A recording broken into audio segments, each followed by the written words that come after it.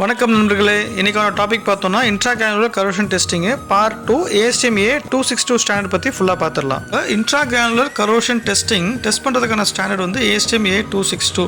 இதில் வந்து நிறைய ப்ராக்டிஸ் இருக்குது. Practice A, B, C, E, F அந்த மாதிரி நிறைய ப்ராக்டிஸ் இருக்குது. சில டிஃப்ரெண்ட் டைப்ஸ் ஆஃப் மெத்தட்ஸும் இருக்குது டெஸ்ட் பண்ணுறதுக்கு. இது என்ன இன்ட்ராகிரானுலர் அட்டாக் வந்து மெட்டீரியலில் ஸ்ட்ரக்சரில் கிரெயின் பவுண்டரிஸில் இருக்கா இல்லையான்றதை நம்ம செக் பண்ண போகிறோம். ப்ராக்டிஸ் A பற்றி பார்த்துடலாம். ASTM A262ல் இதோட பர்பஸ் வந்து பார்த்தோன்னா rapid test austenitic stainless steel oxalic acid வந்து பிலோ 50 டிகிரி செல்சியஸில் வந்து பாயிலிங் பண்ணி அதில் டெஸ்ட் சாம்பிள்ஸ் போட்டு எவ்வளோ நிமிஷம் வந்து சோக்கிங் பண்ணுறாங்கன்னா அபவ் 15 மினிட்ஸ் சோக் பண்ணிவிட்டு இதை வந்து செக் பண்ண போகிறாங்க. அக்செப்டபிள் க்ரைட்டீரியா வந்து பார்த்தோம்னா அக்செப்டபிள் ஆர் நான் அக்செப்டபிள் இதோட பிக்சர்ஸ் கொடுத்துருக்காங்க ஸ்டாண்டர்ட்ஸில். ஸோ அதை வந்து மேக்னிஃபிகேஷன் பண்ணி 250x to 500x மேக்னிஃபிகேஷன் பண்ணி அதை ஜூம் பண்ணி செக் பண்ணுறாங்க. அக்செப்டபிளா இல்லை நான் அக்செப்டபிளான இன்ட்ராகிரானுலர் கரோஷன் வந்து பவுண்டரியில் இருக்கா இல்லைன்றதை செக் பண்ண போகிறாங்க. இந்த மேக்னிஃபிகேஷன் பண்ண ஃபோட்டோஸ்லாம் வந்து இந்த ஸ்டாண்டர்டில் இருக்கும். இந்த அக்செப்டபிளா இல்லை நான் அக்செப்டபிளான்னு பார்த்து வெரிஃபை பண்ணி நம்ம பார்த்துக்கலாம் அந்த பிக்சரோட. ப்ராக்டிஸ் B அப்படின்றது கேஸ்டிங்ஸு ஆஸ்டனிக் ஸ்டெயின்லெஸ் ஸ்டீலில் வந்து பார்க்குப்பாங்க இந்த மெட்டீரியலுக்கு இன்ட்ராகிரானுலர் அட்டாக் ஆயிருக்கா இல்லையா அப்படின்றத. Ferric sulphate and sulphuric acid தான் வந்து இதில் பாயில் பண்ண போகிறாங்க. சாம்பிளை பாயில் பண்ணிவிட்டு வெயிட் லாஸ் வந்து செக் பண்ண போகிறாங்க பிஃபோர் அண்ட் ஆஃப்டர். இந்த வெயிட் லாஸோட அக்செப்டன்ஸ் க்ரைட்டீரியா வந்து ஹவர்ஸ் சோக்கிங் ஹவர்ஸ் வந்து 24 ஹவர்ஸ்லேருந்து 120 ஹவர்ஸ்.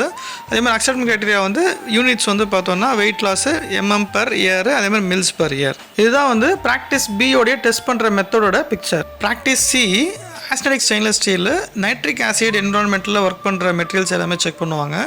நைட்ரிக் ஆசிடில் வந்து பாயில் பண்ணி சாம்பிளை வந்து எவாலுவேட் பண்ணுவாங்க. 548 ஹவர்ஸ் வந்து சோக்கிங் ஹவர்ஸ் எவாலுவேட் பண்ணிவிட்டு எவ்வளோ வெயிட் லாஸ் இருக்குன்னு பார்ப்பாங்க, மாஸ் லாஸ் இதோட அதாவது mm/year அதே மாதிரி mils/year. இதுதான் வந்து ப்ராக்டிஸ் C உடைய டெஸ்ட் மெத்தட் அண்ட் டெஸ்ட் சாம்பிளோடைய பிக்சர். ப்ராக்டிஸ் E இதில் வந்து பார்த்தோம்னா ஆஸ்டனிக் ஸ்டெயின்லெஸ் ஸ்டீல் அது வந்து எந்த என்விரான்மெண்ட்னா வெல்டிங் அண்ட் ஹை டெம்பரேச்சர் இருக்கிற மெட்டீரியல்ஸை வந்து ராட் மெட்டீரியல்ஸ் வந்து நம்ம செக் பண்ணுவோம் ப்ராக்டிஸ் Eல.